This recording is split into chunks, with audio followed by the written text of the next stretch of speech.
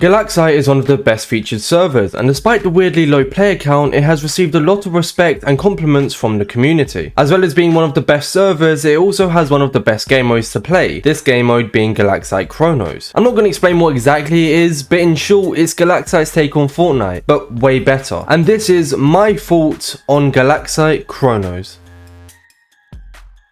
If you're confused as to why my socials are in the bottom left and right, that's because the background gameplay used today is from my Twitch stream. Yeah, I stream daily over on Twitch now, and I stream Chronos quite a bit, which is what led to this video today. So if you want to see more of me, then definitely go drop me a follow over there, because the streams, in my opinion, are pretty cool. I also just got affiliates, so makes it even better. Let's start with the map design. So just like Fortnite Battle Royale or PUBG etc, Galaxite Chronos only has one map, which by the way does indeed change and receive updates over time. When I first started playing, I was confused as to why there's only one map, but it really does make sense now. There's zero point having multiple maps for Chronos, and since there's only one map, it takes skill to learn map knowledge. The map design is amazing though. The way it's set up is perfect, and the way the actual map in my offhand is linked with the map itself is so nice. There's different landmarks which sadly aren't labelled, but if you play enough, learn from someone good, or just watch streams to see where people drop, you will learn the best places over time. Just the way the whole map looks, and when the zone or corruption as it's called starts moving in, it damages the map and just makes it look so much cooler when you look at it. Just the design of the map itself and the design of the corruption as it moves in just looks so good. There's also different upgrade stations, time shops or launch pads you can find around the map. The upgrade station means that, for example, if you have two tier 4 bows, you can combine them for a tier 5 bow, as long as you use the range upgrade station. You can do the same for swords and armor too, as long as it's with the relevant upgrade station, but it all caps at tier 5. As for Jan's time shop, you can buy items costing you time or sell spare items you don't need in order to get more time. Then the launch pads are a cool feature for getting around the map. These are in set places, so you can't choose where these are placed and you can't pick them up in your inventory, for example. Green launches you up to the platform above you, so it's a set place, whereas red launches you high into the air so you can fly around to a new location or even to the time leader. Or if you're playing duos, fly to your teammate. Now let's move on to the Loot RNG. For those who don't know what RNG means, it means random number generator. Basically, in the way I use it here, I mean the loot that is randomly generated around the map or in shulkers. There's 6 different types of shulkers you can find around the map. White, which is common, green, which is uncommon, blue, which is rare, purple, which is epic, orange, which is legendary, and red, which is mythic. Depending on the rarity of the shulker, it means the rarer you find, the better loot you are more likely to get. As mentioned when talking about the map, loot maxes at tier 5, so you can get all the way to a tier 5 bow, tier 5 armor, which is a golden color, or a netherite sword, which is basically the tier 5 sword. If you are holding onto your armor though, please remember that tier 4 and tier 5 armor will drop upon death, just in case you didn't know that. And also, as mentioned, you can combine 2 of the same swords in order to get a higher tier sword until netherite. Loot you can also find are time warps, upgrade tokens, bounties, backpacks, ender pearls, blocks, arrows and snowballs. I might have missed something there, but I'm not sure. You can let me know down below. My opinion on the loot is extremely down to luck. I mean, if you have your set places to land and you have learned the shulker routes like I kind of have, then it makes it slightly easier. But I drop at relatively the same place most games. Sometimes the crate will be blue and sometimes it will be golden. Sometimes it will have a sword and sometimes it will have a bow, so it's extremely down to luck on what loot you get. Since it's 100% randomized, some places are obviously buffed with loot than others, but the loot in shulkers are completely randomized. If you play enough, you will indeed learn the best places to drop and the crate routes like I said, but it does take a while, especially if several others know the route too. But yes, I think the loot is amazing and balanced. I do find it annoying if I have tier 2 armor at the end of the game and someone has tier 5 and there's no way to get better armor, but if you're good at PvP, you'll be able to beat them depending on how good they are. But that's down to skill at that point, not RNG. And sometimes they may be carrying tier 4 or tier 5 armor on them because they didn't realize that they had it and forgot to dump it, or they couldn't find a time shop to sell it, so if you kill them, you might get the armor. The loot is a cool addition, and the fact they implemented a netherite sword and they were able to modify armor in their own way by making you equip it, but not actual armor, is genuinely so good. Then like I said, the other loot is very cool. Being able to equip up to 3 extra backpack slots, place a time warp to spawn a mythic shulker, or setting a bounty on someone to get extra time and time shards are all amazing features and make the game really engaging. Rather than just running around the map and killing people, there's a lot more stuff you can do. And also the vault key. I forgot about the vault key. I forgot to mention that earlier. The vault key. You can find vault keys to open vaults to get better crates. And the fact glass blocks break to snowballs, or if you break the bottom it all breaks, it makes skybasing impossible, which is so nice. The fact you don't need duplicate keep a look at swords. If you have an upgrade token, is very nice also. So it's cool if I have a diamond sword and can't find another, that the upgrade token lets me get a free upgrade. Also, the point of snowballs deal a slight bit of KB to start a combo are very epic. Another bit of promo, I actually made a TikTok using the